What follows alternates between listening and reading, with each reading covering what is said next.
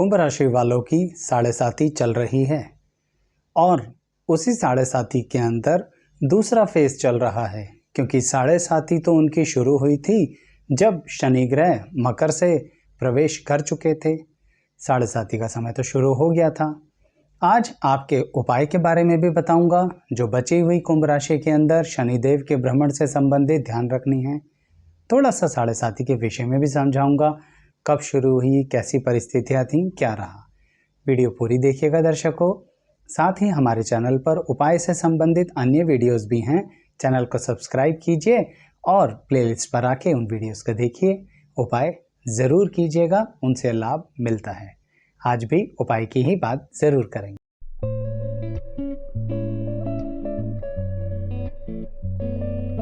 मैं एस्ट्रोलॉजर शैलेश जैन आपका हमारे चैनल पर स्वागत करता हूं दर्शकों। सबसे पहले यह समझिए कि जब आपकी जन्म की राशि कुंभ होती है, इसका मतलब आपकी जन्म पत्री के अंदर चंद्रमा कुंभ राशि में है। इसका यह भी मतलब होता है कि जब शनि उससे पहली राशि में गोचर के अनुसार प्रवेश कर जाते हैं, और उससे पहली राशि मतलब मकर। तो जब शनि देव मकर राशि में प्रवेश करे थे, उस समय से आपकी साढ़े साती शुरू हो गई। अब उसके बाद जब शनिदेव ने कुंभ राशि में प्रवेश किया तो साढ़े साती का दूसरा फेज यानी द्वितीय ढैया आपकी चली। ढैया की परिभाषा अलग भी होती है, पर यहाँ मैं बता रहा हूँ कि साढ़े साती में पहला फेज 2.5 वर्ष का, जब शनिदेव मकर राशि में गोचर कर रहे थे। फिर साढ़े साती का दूसरा फेज कुंभ राशि का, जब शनिदेव कुंभ राशि में गोचर कर रहे हैं। और आपकी ही साढ़े साती, आपकी किसकी, कुंभ राशि वालों की साढ़े साती का तीसरा फेज तब शुरू होगा जब शनि ग्रह मीन राशि में गोचर करना शुरू कर देंगे और मीन राशि में रहेंगे। जब वो मीन राशि को पार कर जाएंगे ना, तब कुंभ राशि वालों की साढ़े साती का समय समाप्त हो जाएगा। सामान्य तौर पर इंसान यही सोचता है कि साढ़े साती के पूरे 7.5 वर्ष हमारे लिए कष्ट के होंगे। ये सबसे गलत धारणा है दर्शकों आपकी। मैं सीधा कुंभ राशि वालों के बारे में बताता हूँ। जो बीत गया उसकी बात छोड़ते हैं। कुंभ राशि में जो शनिदेव का गोचर चल रहा है और आपकी साढ़े साती का दूसरा फेज चल रहा है, यह आपको कहना चाहता है कि कुछ नई चीज़ों की तरफ ध्यान दो। सिर्फ बैठे बैठे सारा दिन सोचते मत रहो कि हम नया कुछ करेंगे तो सही, पर कर नहीं पा रहे हैं। क्यों? आप हिम्मत नहीं कर रहे हो। अपॉर्चुनिटीज बार बार आपके पास आ रही हैं। जब शनि देव साढ़े साती के सेकंड फेज यानी कि कुंभ राशि में गोचर कर रहे हैं तो मौके बहुत देते हैं आपको। उपाय तो बताऊंगा ही दर्शकों, लेकिन इस बात का भी ध्यान दीजिए, क्योंकि जब हम किसी दिशा में कोई चीज करते हैं तब उसके साथ उपाय करें तो लाभ मिलता है। सिर्फ उपाय करने मात्र से कैसे लाभ मिलेगा? जैसे एक एग्जाम्पल देखिए, आपने शुगर, डायबिटीज की दवाई खा ली और साथ में खूब मीठा भी खा रहे हैं, तो कैसे लगेगी वो दवाई? ठीक ऐसे ही शास्त्र अनुसार उपाय भी है। उपाय जरूर कीजिए, लेकिन आपको उस दिशा में अपनी जिंदगी को लेके भी तो जाना है जिससे आपका भविष्य सुधरे। तो कुंभ राशि में शनिदेव आपसे चाह यही रहे हैं, नया शुरू करो, कुछ नई चीज की हिम्मत करो। और नए का मतलब ये नहीं है कि बिल्कुल जिंदगी के विपरीत जाके कोई चीज सीखना शुरू कर दो। पक्की बात है, पिछले 5 वर्ष में शनिदेव ने आपको जरूर कुछ ऐसी चीजें न्यू सिखाई होंगी जिसका समय है इस्तेमाल करने का, परंतु आपने ऑलरेडी इतना समय खराब कर दिया। अब ज़्यादा समय नहीं बचा कुंभ राशि में शनिदेव का, शुरू कर दीजिए। लेकिन अब भी अगर शुरू करते हैं तो डेफिनेटली कुछ रिजल्ट ओरिएंटेड चीज़ आपके सामने आ जाएगी। जिन लोगों ने संघर्ष को झेला है, संघर्ष को झेल रहे हैं, वह लोग भी ध्यान रखिए, संघर्ष से बाहर आने का समय है साढ़े साती में।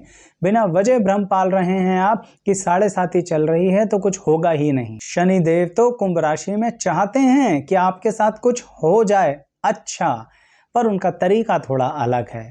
थोड़ा कठोरता से बताते हैं, थोड़ा कहते हैं कि हिम्मत करो, थोड़ा सा पहले संघर्ष दिखाते हैं, तभी काम करने में उन्हें लगता है कि आप सही दिशा पकड़ पाएंगे, अनुशासन में रहेंगे, रेगुलरिटी में रहेंगे। या आप कोई काम ऐसा कर रहे हैं जिसमें आपके पास ग्राहक नहीं आ रहे या जॉब में दिक्कतें आ रही हैं। दर्शकों, यह समय फाइट करने का नहीं है। आप सोचेंगे कि आपका बॉस आपका साथ नहीं दे रहा, इस समय उससे कॉम्पीट मत कीजिए। मैं दबने को नहीं कह रहा, लेकिन आप अपने प्रोडक्ट पर ध्यान दीजिए, अपने काम पर ध्यान दीजिए, अपनी सर्विसेज पे ध्यान दीजिए, अपनी क्वालिटी पे ध्यान दीजिए। आप इस बात पे ध्यान देना बंद करो कि वह आपका साथ नहीं दे रहा। आप इस बात पे ध्यान देना बंद करो कि आपका कॉम्पिटिटर कितनी तेजी से भाग रहा है। आप इस बात पर ध्यान देना बंद करो कि सामने वाले की प्रमोशन हो गई, आपकी नहीं हुई। यही वो चीजें हैं जो आपको 7.5 के प्रभाव में मानसिक तौर पर परेशान कर रही हैं। और जबकि चाह क्या रहे हैं शनिदेव? आगे बढ़ो, काम करो, अपने पर ध्यान दो। इस रेस में ऐसे मान के चलो कि आपको अपने कॉम्पिटिटर्स को देखना ही नहीं है। आप उन्हें देखोगे तो आप इस रेस में गिर पड़ोगे। आप अपनी गति को बढ़ाते चले जाओ, अपने पर ध्यान केंद्रित करते चले जाओ। यही शनिदेव की बात है जो कुंभ राशि की 7.5 के सेकंड फेज में आपसे उम्मीद करते हैं। फिर उसके साथ उपाय भी कर लीजिए। क्या उपाय? सबसे पहला उपाय ये कीजिए दर्शकों कि आप एक शनिवार छोड़कर हर शनिवार मतलब ऑल्टरनेट सैटरडेज, एक शनिवार किया एक शनिवार नहीं किया। करना क्या है? आपको शनिवार के दिन कहीं ना कहीं ऐसी चीज करनी है जिसके अंतर्गत आप मंदिर में जाकर किसी भी तरह का नमकीन वस्तु बांटें। यह आप अपने किसी भी धर्म स्थान में जाके बांट सकते हैं, परंतु मीठा नहीं बांटना याद रखें। नमकीन वस्तु बांटनी है। नमकीन वस्तु बनाकर आप कुक करके बांटना चाहते हैं, उसकी कुकिंग करके बांटना चाहते हैं तो वो कीजिए, पर नमकीन ऑल्टरनेट सैटरडेज। देखिए दर्शकों, सोचने में आपका दिमाग कुछ भी सोच सकता है। छोटा सा उपाय है, क्या होगा? मैं भी तो यही कह रहा हूँ, छोटा सा उपाय है, करके देख लो, कुछ होगा तो हो ही जाएगा। पर उसके बीच में लॉजिक लगाओगे ना तो उसके मैजिक से दूर हो जाओगे। कुछ जा नहीं रहा आपका इस छोटे से उपाय को करने में, परंतु यही वो 7.5 का प्रभाव है कि सिर्फ सोचते ही सोचते ज़्यादा हो, करते बहुत कम हो। जैसे अब दूसरा उपाय बताता हूँ आपको। दूसरा उपाय आपको शनिवार और मंगलवार करना। यह आप अपने अनुसार निर्णय ले लीजिए कि कितने शनिवार, यानी महीने में कितने शनिवार और मंगलवार आप कर सकते हैं। क्या करना है?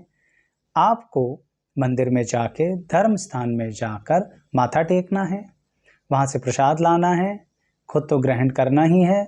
साथ के साथ आपको एक काम करना है कि आपको सुबह बिना खाए पिए मंदिर जाना है, प्रसाद लाना है, पर उसी समय उसको खाना नहीं है। कब खाना है?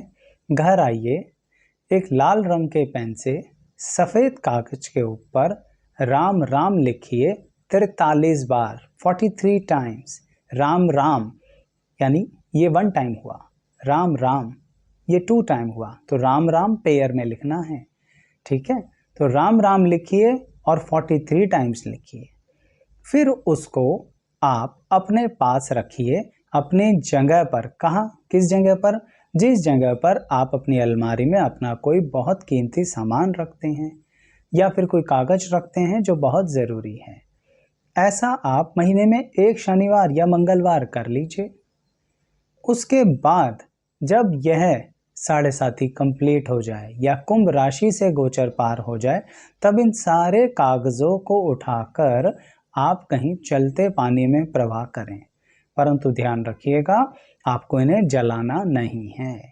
ठीक है दर्शकों? नहीं तो अपने पास रखिए किसी एक चीज़ में टुगेदर, यानी इकट्ठा करके सबको। तो दर्शकों याद रखिए मेरी इस बात को। मैं अभी कुंभ राशि में बैठे हुए शनिदेव की ही बात कर रहा हूँ जो दूसरी ढैया के पार्ट में 7.5 में गुजर रहे हैं। साथ ही एक उपाय और है जो आपको करना चाहिए, परंतु यह उपाय आप सिर्फ महीने में एक शनिवार करेंगे, हर एक शनिवार नहीं करना। आपको थोड़ा सा काला सुरमा लेके आना है मार्केट से। किसी भी शॉपकीपर से पूछेंगे ना, जो पुराने दाल चावल मसाले बेचने का काम करते आ रहे हैं कई वर्षों से, वह आपको बता देंगे काला सुरमा क्या होता है। थोड़ा सा लाइए और उस काले सुरमे को कहीं कच्ची ज़मीन में दबा दीजिए। ये कच्ची ज़मीन आपके घर की नहीं होनी चाहिए, ये कच्ची ज़मीन किसी और के घर की भी नहीं होनी चाहिए। क्या करना है? जैसे किसी रोड के पास जो कच्ची ज़मीन है, हाईवे वगैरह है, वहाँ दबा दीजिए, या कोई ऐसी कच्ची ज़मीन जहाँ के ऊपर लोग बच्चे ज़्यादा आते ना हो, खेलते ना हो, जैसे किसी पार्क में मत दबाना दर्शकों। नुकसान नहीं कर रहे आप किसी का, आप सिर्फ अपने कष्ट को कम कर रहे हो और अपना कष्ट किसी पर ट्रांसफ़र भी नहीं कर रहे। उपाय के तौर पे लेके चलना टोटका नहीं है। बहुत ही सख्त शब्दों में ये बात कह रहा हूँ, परंतु ध्यान तो रखना होगा ना किस तरह से करना है ये उपाय। तो इसीलिए वीडियो की शुरुआत में पहले ये बताया है किस तरफ ध्यान रखिए, उसके बाद मैंने उपाय बताए हैं। तो उस तरफ ध्यान रखते हुए अपने कर्म की दिशा को उस तरफ लेके चलो। शनिदेव कर्म का कारक हैं भाई, आप समझ ही नहीं रहे हैं। सिर्फ उपाय पर ही ध्यान केंद्रित करेंगे तो मज़ा नहीं आएगा। इसलिए कर्म की दिशा को भी देखिए और फिर उपाय कीजिए, ज़रूर उस दिशा में आने वाली अड़चनों को आप कम कर पाएंगे। और मैं फिर कहूँगा दर्शकों, अगर उपाय से संबंधित अन्य वीडियो देखनी है तो चैनल सब्सक्राइब करके प्लेलिस्ट पे आइए, नहीं तो इसी वीडियो के डिस्क्रिप्शन बॉक्स के ज़रिए भी देख सकते हैं। कमेंट बॉक्स में बताइएगा और किस तरह के उपाय आप जानना चाहते हैं, ज़रूर लेकर आऊँगा जो सरलता से आप कर सकें। यहाँ तक बने रहने के लिए बहुत बहुत धन्यवाद।